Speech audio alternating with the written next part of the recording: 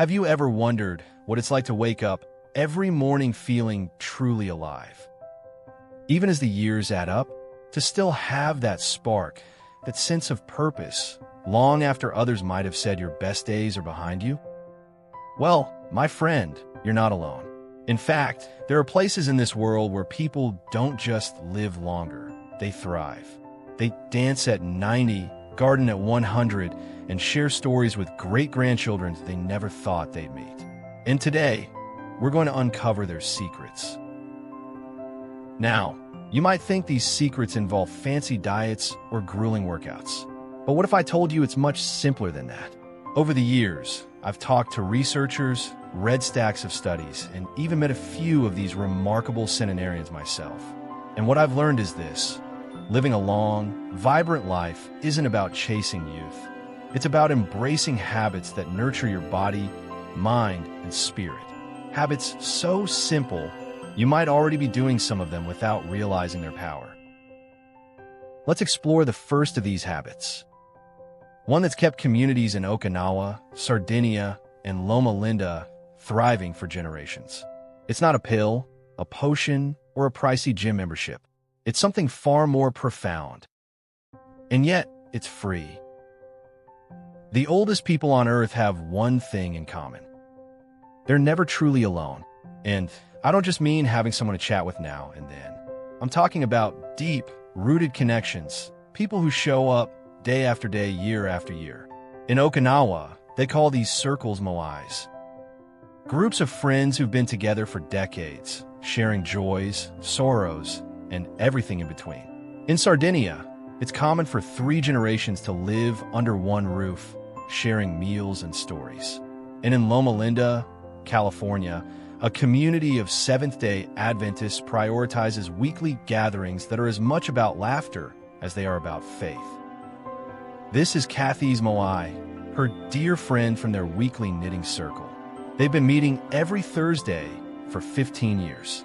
Through hip replacements, grandkids' graduations, and yes, even a pandemic, they've showed up. Not because they had to, but because they needed to, and science backs this up. Did you know that strong social ties can lower your risk of heart disease by 30%? It's true. Our bodies crave connection. It's how we're wired. Now, I know what you might be thinking. Easier said than done. What if I've lost touch with old friends? What if I'm not the joiner type? Believe me, I get it. But here's the beautiful part.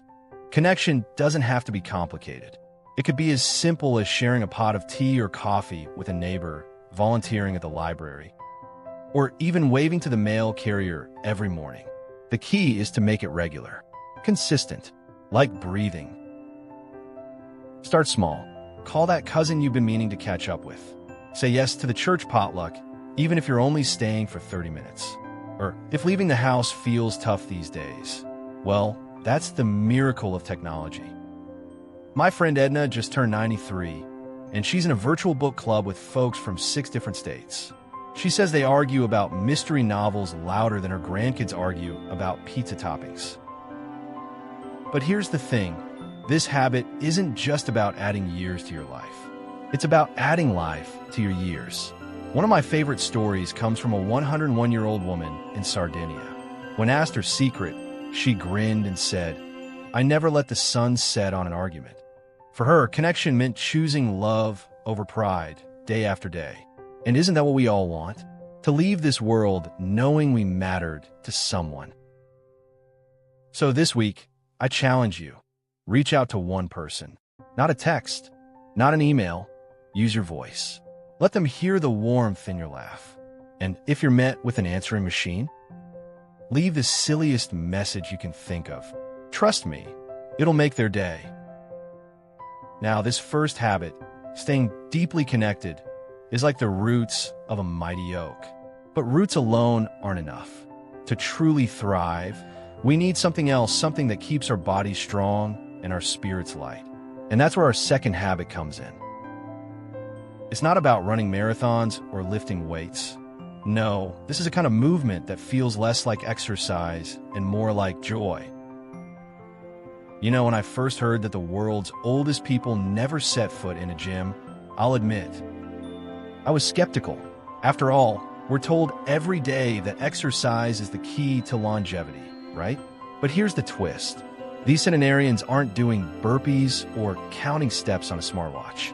Instead, they're living in a way that weaves movement into every hour of the day, and they're having fun doing it. Take Ikaria, Greece, a place they call the island where people forget to die. There, you'll find 90-year-olds hiking rocky hills to tend their olive groves. In Costa Rica's Nicoya Peninsula, grandmothers knead masa for tortillas by hand, their arms strong from decades of rhythm and routine. And in Sardinia, shepherds walk miles daily with their flocks, not for fitness, but because it's simply life. Scientists call this non-exercise physical activity, but let's call it what it really is, living. These movements don't burn us out, they fuel us. In fact, studies show that regular, moderate activity like gardening or walking can lower inflammation, strengthen bones, and even sharpen your memory. And the best part? It's not about intensity. It's about consistency and joy. Now, maybe you're thinking, but my knees aren't what they used to be, or I've never been the fitness type. Let me tell you about my friend Carlos. At 94, he's the reason my tomatoes grow so tall. Every morning, rain or shine, he putters around his backyard for 20 minutes, pulling weeds, watering plants, humming old Frank Sinatra tunes. Some days, that's all he does. But here's the magic. He's been doing it for 30 years.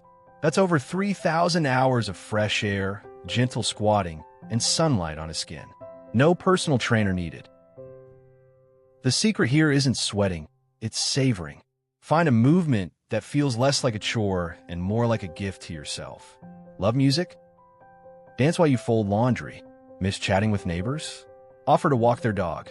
Even something as simple as parking farther from the grocery store door. Those extra steps add up. And so, do the smiles from folks you meet along the way. Your body was made to move, not punish itself, but to celebrate itself. Think of it like a vintage car. It doesn't need to race down highways, but it does need to run gently, regularly, to keep the engine humming. And here's a little-known truth. Movement isn't just for your muscles. It's for your mind. That rhythmic sweeping of a porch, it's meditation. The stretch to reach a high shelf, a reminder of all you're still capable of. One of my favorite stories comes from a 97-year-old in Okinawa. Every morning, she kneels on a tatami mat to arrange flowers for her family's altar. Up, down, dozens of times. When researchers asked if she did stretching exercises, she laughed and said, "Why would I? The floor is my gym." That's the key, isn't it? Making movement meaningful. It's not about adding something new to your day. It's about reclaiming what's already there. So, if you're feeling stiff, start here.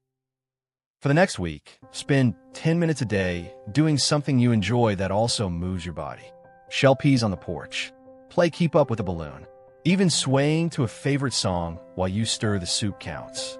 Your joints will thank you, and so will your soul. Now, moving through life with purpose is a gift. But even the strongest among us need fuel for the journey. And that brings us to the third habit, one that's been passed down through kitchens and family tables for centuries. It's not a fad diet or a list of restrictions. It's a way of eating that's as nourishing to the heart as it is to the body. There's a saying in Sardinia, a shared meal is a long life seasoning. And, they might be onto something. After all, what good is moving through life with joy or sharing stories with loved ones if we don't savor the fuel that keeps us going? But here's the thing. The world's oldest people aren't counting calories or chasing superfood trends. They're doing something far more timeless, something that turns every bite into a celebration. Let me tell you about my visit to a tiny village in Ikaria, Greece. Every afternoon, the grandmothers gather to chop vegetables from their gardens. Tomatoes so ripe they burst like sunshine, wild greens forage from the hills, and beans they've dried themselves. They laugh, they argue about recipes, and they take hours to prepare a meal. When I asked one woman, Maria, Now 102, about her diet, she winked and said, "Why would I diet? Food is my friend, not my enemy." This third habit isn't about rules, it's about relationship. In Okinawa, they practice hara hachibu, eating until you're 80% full. Not because they're restricting themselves, but because they're giving their bodies time to whisper, "Thank you, that's enough." In Nicoya, Costa Rica, corn tortillas are made fresh daily, paired with squash and beans grown right outside the door.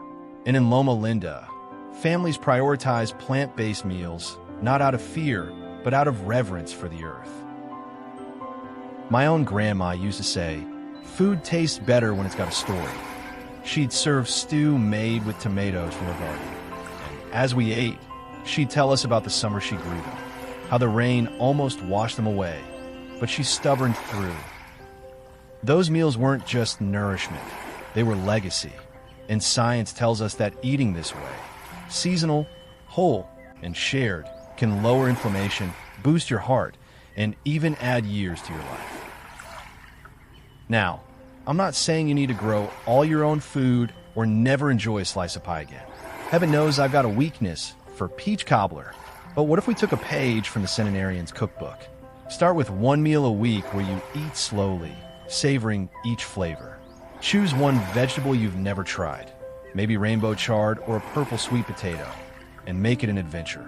Or simply put your fork down between bites, letting gratitude catch up to hunger. It's not about perfection, it's about intention. Like the 99-year-old fisherman in Sardinia who still eats pasta every Sunday because it reminds him of his mother. Or the Okinawan great-grandmother who starts each meal with a quiet moment of thanks. Food for them isn't fuel, it's love. And that love becomes part of their cells, their bones, their laughter. So here we are, my friend. 3 habits woven into the tapestry of a life well lived. Connection that roots us. Movement that delights us. Food that tells our story. None of it requires a radical overhaul, just small, daily choices that honor who you are right now. Because longevity isn't a finish line. It's the art of finding joy in the journey. Do you have a tradition you've kept that brings you joy? Share it in the comments below. Let's create a moai of wisdom right here. However many candles are on your next birthday cake, remember, every day is a chance to plant a seed, stretch toward the light, and taste the sweetness of being alive. Here's to your health, and to the many, many chapters still unwritten.